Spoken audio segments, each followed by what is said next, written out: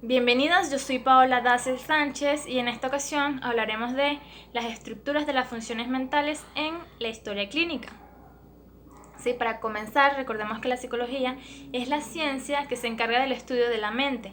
Por lo tanto, el profesional de la psicología deberá hacer uso de una mixtura de conocimientos, herramientas y métodos para acceder a la información, ya sea que se trate de la evaluación de un grupo social, un grupo familiar o de un individuo en particular. Existen distintas herramientas de las cuales puede hacer uso un psicólogo y a continuación hablaremos en particular de la historia clínica, la entrevista y el examen mental. Pero antes de adentrarnos en este tema, es necesario tener en cuenta qué es la psicopatología. Esta es la rama de la psicología que se ocupa de estudiar los fenómenos psíquicos anormales, es decir, que su estudio parte de las alteraciones de las funciones mentales y aquellos patrones de conducta que se consideran desadaptativos, ¿sí? Y que conllevan un sufrimiento para la persona que los padecen y sus allegados.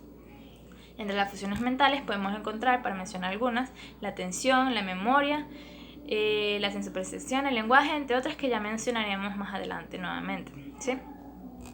Recordemos que la estructura de la historia clínica consiste en tres partes, que es la identificación, donde va el nombre, la ocupación, la edad, el estado civil, la procedencia, el grado de escolaridad, si vive solo o acompañado, el paciente, ¿sí? El segundo apartado, que es la anamnesis, aquí se encuentra la fuente de información con respecto a la experiencia del paciente, ¿sí? Entonces aquí encontramos cuál es la molestia principal, de por qué acude, cuál es la enfermedad actual, sus antecedentes, el desarrollo de los síntomas, las enfermedades anteriores, también se encuentra aquí lo que es el examen mental, ¿sí? Y finalmente en el tercer apartado es la historia personal, donde se va a registrar lo acontecido, la información desde la primera infancia, la segunda infancia y en la edad adulta, ¿sí? La entrevista clínica, esta consiste en que el terapeuta puede obtener datos completos de la vida del paciente, ¿sí? A lo largo de cada entrevista obtendrá información por medio de la escucha, el vivenciar y el observar, ¿sí? La entrevista puede ser de dos tipos, puede ser la entrevista abierta y la entrevista cerrada. La más común, la más utilizada es la entrevista abierta, ya que es más flexible, lo cual permite realizar preguntas e intervenciones que permiten la flexibilidad para cada caso, ¿sí? En cuanto a la entrevista cerrada, es utilizada en casos más particulares. En esta las preguntas ya están previstas, tienen un orden y una forma de ser planteadas que no pueden ser modificadas por el entrevistador, ¿sí? Entre todas las herramientas a las que tiene acceso el psicólogo para obtener datos que nos faciliten un diagnóstico y un seguimiento del paciente, además de la entrevista clínica, también encontramos el genograma, donde está recolectada toda la información de los antecedentes familiares de su familia, como son las carencias que podrían afectar en un futuro al paciente, ¿sí? Otra herramienta muy utilizada desde hace muchísimo tiempo, es como la más antigua, la observación. Sí, los datos recogidos a través de esta herramienta son analizados, interpretados y con estos se llegan a conclusiones o replanteamientos para finalmente ser comunicados los resultados en un informe. ¿Sí? Es de utilidad para dejar constancia de lo que ocurre durante las sesiones. ¿Sí?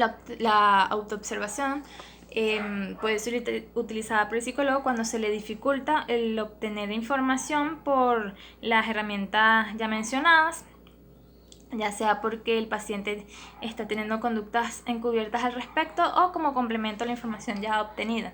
¿Sí? Se le pide que se evalúe a sí mismo con respecto a sus hábitos alimenticios, su convivencia con los demás, entre otros, ¿sí?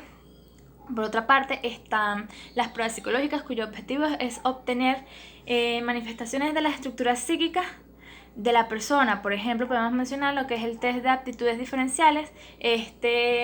Puede ser aplicado de manera individual o grupal. Se orienta a evaluar los diversos tipos de razonamiento, como es el verbal, el numérico, el mecánico, el espacial, el abstracto, así como el nivel de exactitud en la precisión, la ortografía, la rapidez y las reacciones espaciales. Y en cuanto a las pruebas psicológicas proyectivas, podemos encontrar, entre otras muchas, el test de Rorschach, que es el clásico de 10 láminas con manchas simétricas que pueden ser interpretadas de diferentes maneras. El test del dibujo de la familia suele ser utilizado en niños. Se le pide a la persona que dibuja a su familia. Aquí se pueden evidenciar conflictos de diversos tipos al ser evaluado. Adicionalmente, como parte de la atención psicológica, el examen mental no puede faltar, ya que forma parte del apartado de las anamnesis. El examen mental es un instrumento semiológico, es decir, que recoge toda la información sobre la patología y sus alteraciones, pues manejar detalladamente cada una de las funciones mentales y sus alteraciones es parte fundamental de todo este proceso. Así pues, esto en la psicología clínica y en la psiquiatría ayuda a identificar los signos, síntomas y los síntomas psicopatológicos para un adecuado diagnóstico. ¿Sí? Así bien, en cuanto al estilo de la presentación de las funciones mentales en la historia clínica, esta se encuentra en el examen mental. En el examen mental se recoge información principalmente sobre el nombre, el género, la ocupación y la edad del individuo, ¿sí? Seguidamente se evalúa el aspecto físico, tomando en cuenta la vestimenta, la higiene corporal, la postura, si la mirada y la expresión facial. Se evalúan las actitudes, que si el paciente se muestra excesivamente preocupado o si su preocupación es acorde a la realidad o si se muestra indiferente ante toda la situación. Se evalúan comportamientos como si se muestra seductor, tímido, agresivo, burlón, desconfiado, arrogante o si es colaborador a lo largo de la entrevista. ¿Sí? Cada una de las funciones mentales son exploradas según su particularidad. ¿Sí? La atención mental, la función mental, la atención, se explora visualizando, observando al paciente, viendo si responde a los estímulos visuales o auditivos por parte del entrevistador. Se le pide que siga una secuencia. Se le pide que en una hoja de papel haga una lista de 10 números a 15 números de diferencias, por ejemplo. La orientación, está la orientación autopsíquica y la alopsíquica. La autopsíquica tiene que ver con la orientación personal. Se le pregunta su nombre, que si conoce las generalidades de su vida, si conoce su ocupación o su profesión. En cuanto a la alopsíquica, se refiere a la orientación espacio-tiempo. En cuanto al espacio, se le hacen preguntas que digan la dirección de su residencia, que indique cómo llegar al lugar donde se encuentra justo ahora. En cuanto a la orientación de tiempo, se le pregunta si saben qué día, mes y año se encuentra, entre otros. Para evaluar, para explorar la conciencia, se observa si muestra signos de sueño, se responde a estímulos externos visuales, auditivos, táctiles, que si logra ubicarse en tiempo y espacio. Para la exploración de la función mental afectividad, se explora, se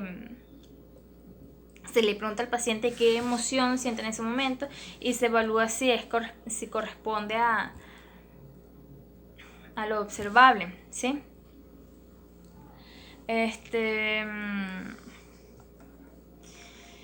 El afecto también se puede medir, viendo si reacciona adecuadamente a un estímulo dado por por el entrevistador.